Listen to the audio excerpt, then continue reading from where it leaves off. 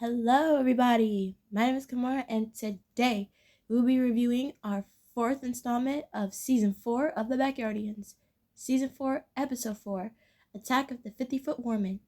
In this episode, Sherman the Worman becomes a giant after covering himself in scientist Pablo's experimental growth formula by accident.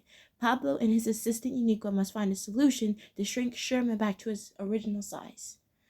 Now, this episode before we start off, I let me say that this is our last Worman centric episode. After this episode, we will no longer see the Wormans, which is sad because it's sad. They were really cute. I'm sad that we're no longer seeing them anymore. It's sad. Now, was this a good Worman? Was this a good episode to end off for our last appearance of the Wormans, or just like Worman, no plural. In general, I will say it was good. It was good. I wish we would have seen some more. I'll talk about that in a little bit. But however, this episode, it was really good. We had 1950s jazz music, and that's me and my grandfather's favorite type of jazz music.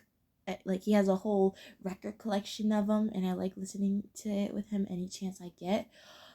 And Pablo and Uniqua, their dynamic is really fun too. I love scientist Pablo and his assistant Uniqua. I especially like the song Mix It Up and I'm a Scientist. I especially like the part in the song and Mix It Up where there's like fireworks going on. There's fireworks and I'm a Scientist. Also, I really like at the beginning of the episode they're experimenting by mixing colors, and that's something that I really love to do. I remember me doing that when I first started doing science classes in like the first grade, kindergarten. I remember doing that, and I don't know if anybody else mentioned this, but when Pablo, when he was adding blue, when he was gonna add the blue to the orange in there, when he was gonna mix it, and he said, "I think we'll make blue with orange stripes." Do you just know you do know that you just called that your best friend's color t-shirt, right? I mean, hey, you know you're best friends with somebody when you know their exact pattern of their outfit. You know they besties. Pablo and Tyrone. But anyway, I also like when Pablo's like, "I didn't think that would happen," and Uniqua tells him that that's just a part of the experiment, which I like that. You can't always expect your experiments to like go the way you plan. Sometimes they will have a reaction, but not in the way that you think. The best thing to do is not give up, but keep on trying until you get the result that you want. But you know, sometimes you realize in the end that even though you got the result that you didn't want, it's still good that you even got a reaction at all. And it'll also give you some tips of what to do next time to get the result that you want, which I like that. And I also like the little lyrics too in I'm a Scientist. He mentions like a lot of things, a lot of weird things that, like I said in my last review of Catch That Train, for some reason some of these songs in this season feel very Dr. Seuss. For some reason they feel very Dr. Seuss. Like I said last episode, Don't Sleepwalk on the Train felt very Dr. Seuss. Like I can imagine this song now. Like most of these lyrics, I could see them being in like a Dr. Seuss book. Like I'm gonna find a way to cure the common cold. He's gonna find a way to make puppies old. He's gonna be the guy who make water dry. He's gonna be the guy to make vacuums fly. That gives off a very Dr. Seuss-esque format, in my opinion. Just like Don't Sleepwalk on the Train. I mean, I don't I don't know why, but most of these songs okay, I'm gonna tell you this. Once I finish all of the season 4, I want y'all to do something for me. And it's not a dare. If you don't want to do it, that's fine. Okay. What I want you to do is um I'm gonna I'm gonna say soda because I don't do the A word, if you know what I mean. Um take like a little a little glass. Take like a little glass or any like mini cup or anything. Get your favorite type of soda. And just it's just drink a little bit every single time you hear me say Dr. Seuss, cuz trust me, you're going to be hearing me say that a lot this season. So my challenge to you is I want you to like take a shot of soda every single time I say a song in this season sounds like it's from a Dr. Seuss book. That's my challenge for y'all when this season is over, once we wrap up this whole season. But anyway, and I really like groundskeeper Tyrone. Like, he, in my opinion, he is very me-coded in this episode. Let me explain, right? So basically, I'm a very organized person, and I like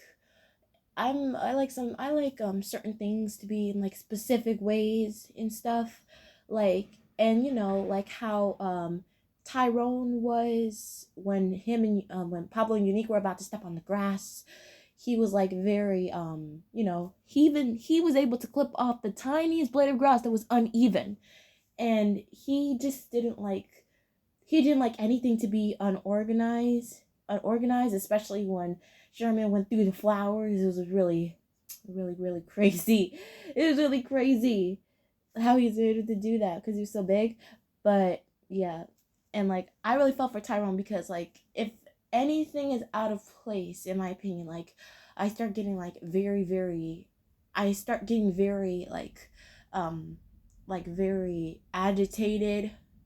I will say that I am a neat freak, but it's basically like how I prefer things, I've when I the reason why I like Tyrone, and whenever he has moments that he wants things to be in order, I look back at me because I'm somebody who also likes to have things in order.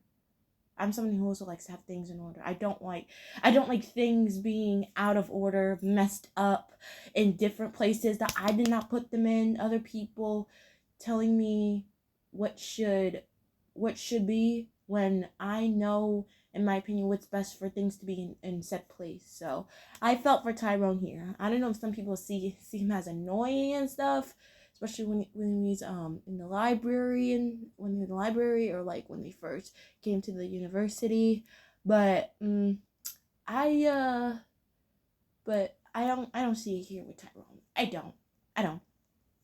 Now the Wormans, like I said, this is our last Worman episode. And I feel like I mean it had its moments, but it wasn't the best thing to really send off the Wormans. I mean, if anything, I feel like we should have still had the concept, in the university, the whole it managed to sneak into the potion into the formula. But I feel like what if how about instead of just one Worman, how about Uniqua's tank was full of many more Wormans? Like, let's say like about like 10. Like about 10, 5, I don't know. Like way more than just one. And what if they all snuck out and got into the popcorn? Uniqua's popcorn. What if they all did that?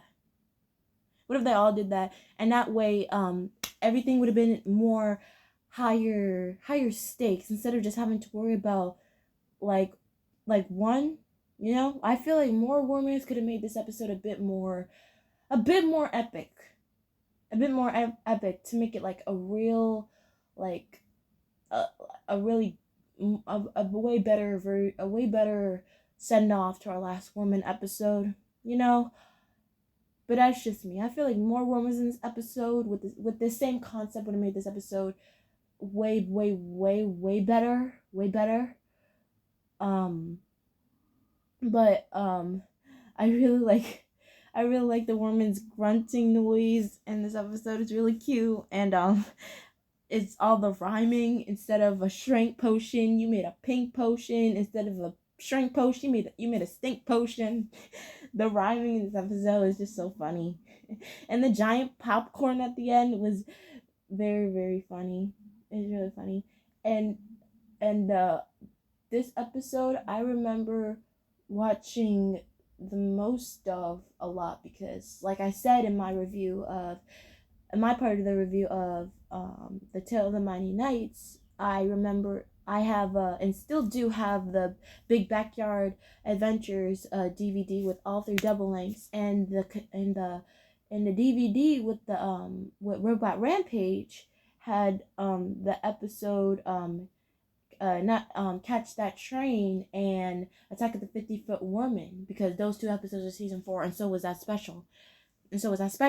So I watched it a lot, like when I was like 8 and 9 years old. And to be honest, when I got a bit older, I mainly like put it on the DVDs just to watch the extra episodes included, and not the specials. But that was just me.